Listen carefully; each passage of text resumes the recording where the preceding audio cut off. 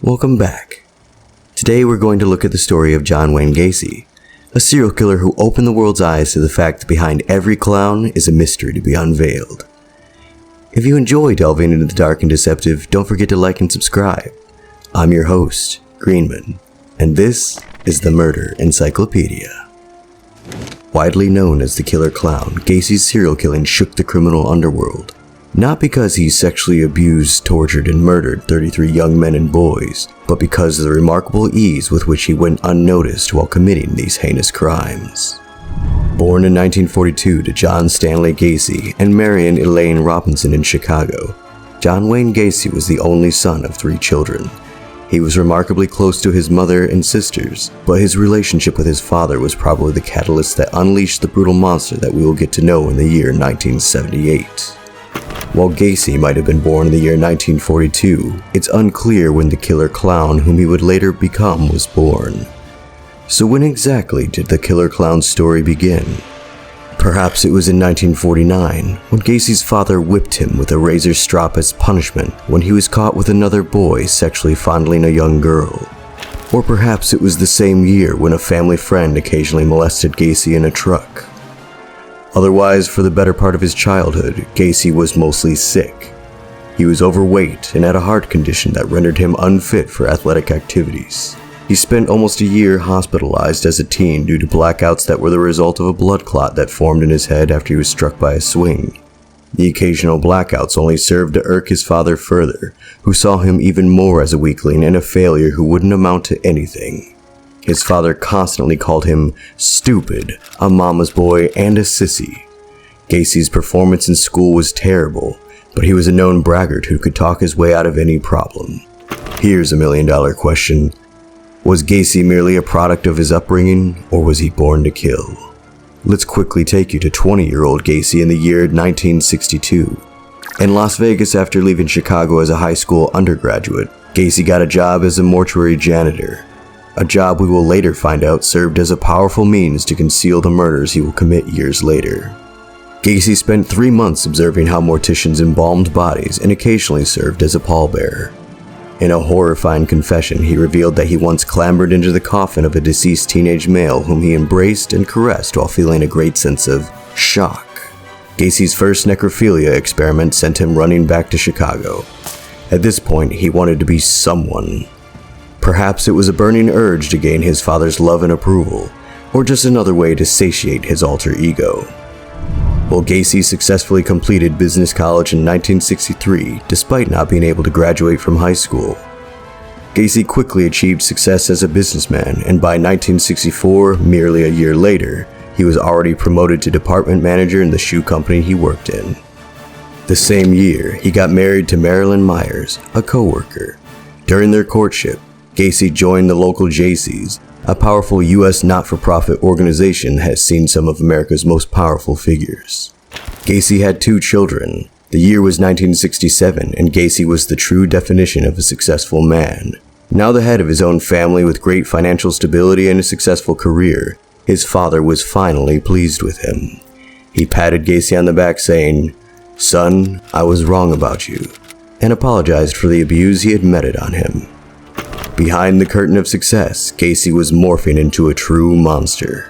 He had opened a basement in his restaurant which he skillfully termed a club, where his employees, who were mostly male teenagers, could drink alcohol and play pool. He would make sexual advances on them after pumping them with alcohol. If he was rebuffed, he would claim it was only a test of their morals. Gacy's sexual misadventure went unnoticed until he met his human Waterloo, Donald Voorhees Jr., a 15-year-old son of a local politician and fellow Jaycee member Donald E. Voorhees. Gacy approached Donald as he did with his other victims, by luring him to his house with promises of showing him heterosexual stag films.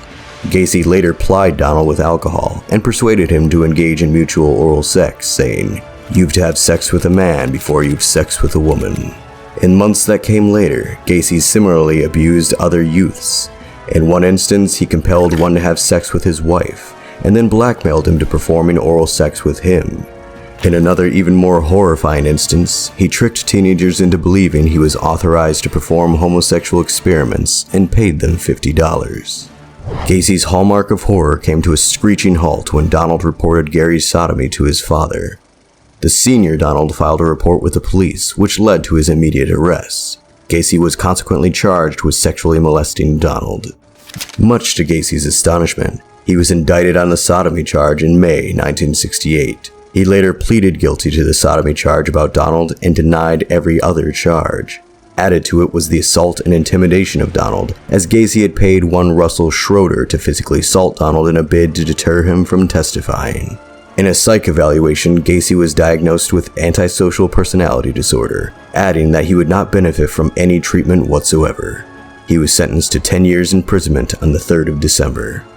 That same year, his wife filed a divorce petition, requesting that she be awarded the couple's home and property and sole custody of their 2 children. The court ruled in her favor, and the divorce was finalized the following year, September 1969. Gacy was the definition of a model prisoner. He rose quickly to the position of head cook merely months after his arrival. He was denied parole in June 1969, together with his request for supervised compassionate leave to attend his father's burial, who had died Christmas Day of the same year from liver cirrhosis. Report had it he broke down into a crying mess on the reception of the sad news. The 18th of June 1970 will be a dark day for 33 people who will later die in the hands of John Gacy, as he was finally released on parole with 12-month probation after merely serving 18 months of his 10-year original sentence. Upon Gacy's release, he swore to his friend and fellow JC member that he would never go back to jail. In a bid to keep this oath, John's second hallmark of horror started, each one more horrifying than the last. In February 1971, Gacy, who had now relocated back to Chicago, was charged with sexually assaulting a teenage boy who had claimed Gacy had lured him to his home, where he had attempted to force the boy to have sex with him. The case was dismissed when the boy mysteriously failed to make an appearance in court. In June of the same year, Gacy was arrested and charged with aggravated sexual battery and reckless conduct in response to a teenage boy who had claimed that John Gacy had flashed him a sheriff's badge, lured him into his car, and forced him to perform oral sex. This case too was dismissed when the claimant attempted to blackmail Gacy. The Iowa Parole Board was never aware of these incidents, and once Gacy's parole ended, records of his criminal convictions were sealed. Gacy managed to buy a house with the help of his mother.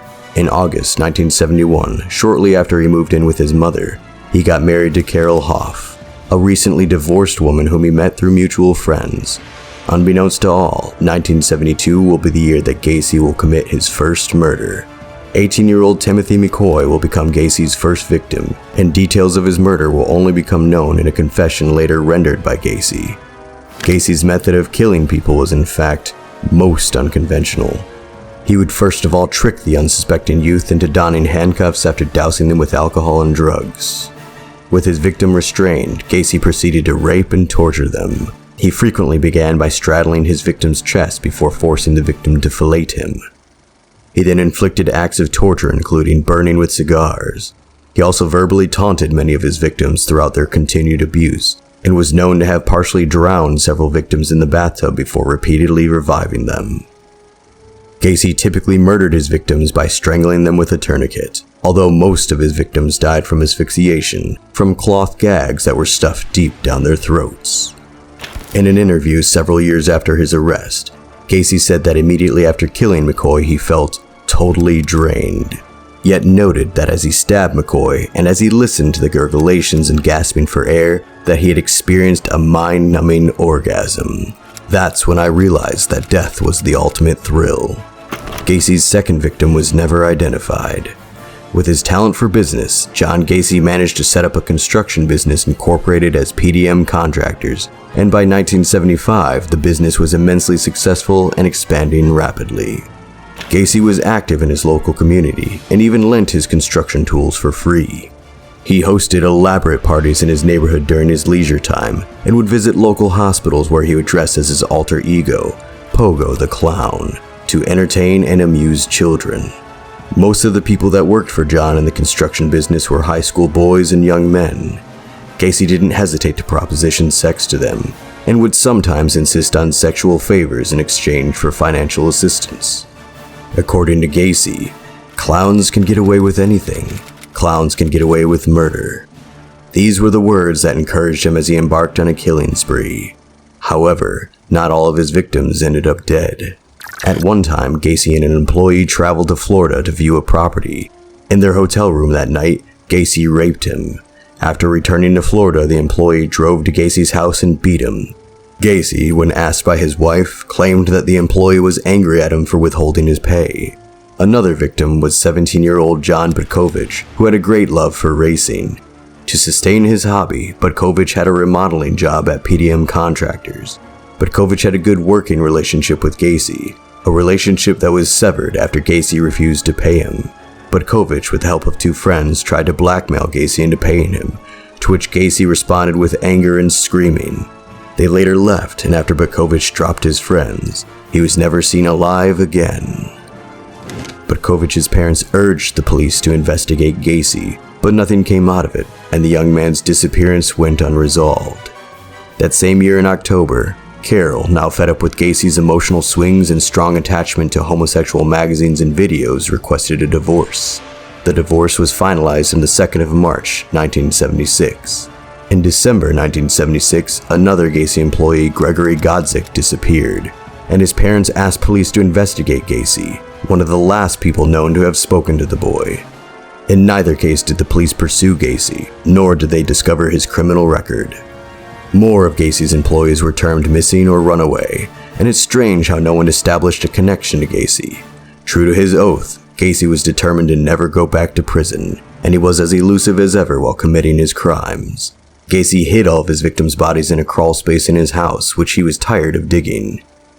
Wanting them to be readily available at all times, Gacy hired 18-year-old hitchhiker David Cram, who later resided with him for the job. Cram later became one of the people that escaped the killer clown's clutches, as he fled for his life after coming back to an intoxicated Gacy dressed as Pogo the Clown, who wouldn't stop shouting, "I will rape you." Gacy committed most of his murders from 1976 to 1978, which was after his divorce.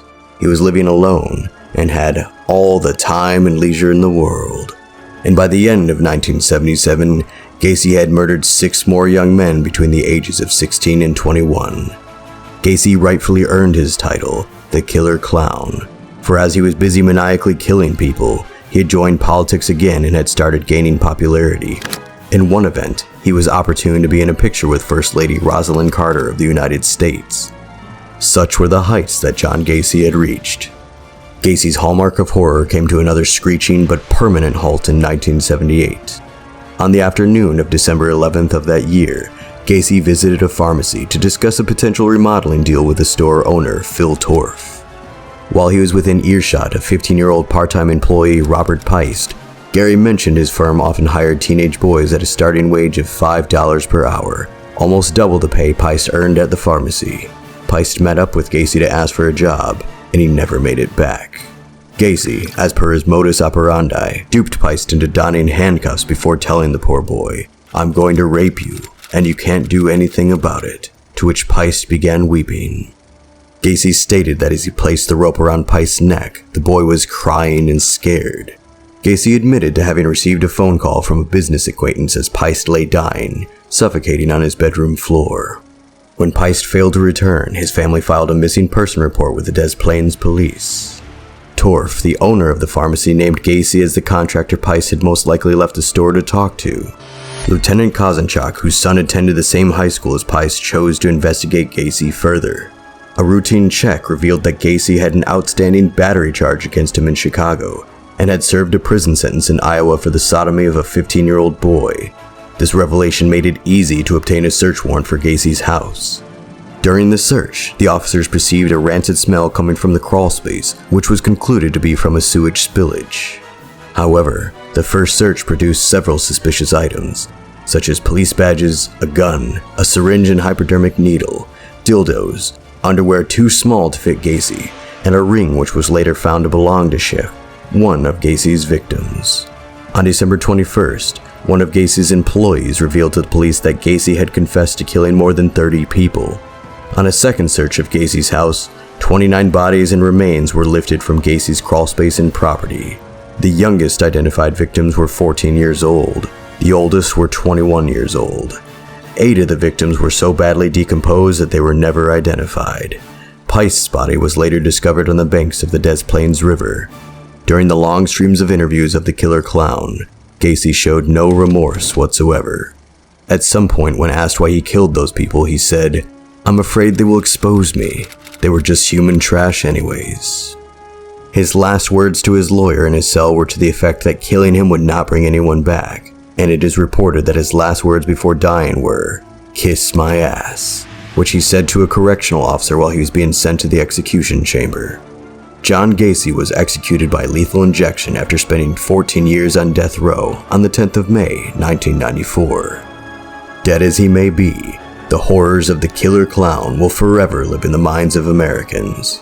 If you enjoyed watching, please like, comment, and subscribe for more content, because we've got a lot more where this came from, here at the Murder Encyclopedia.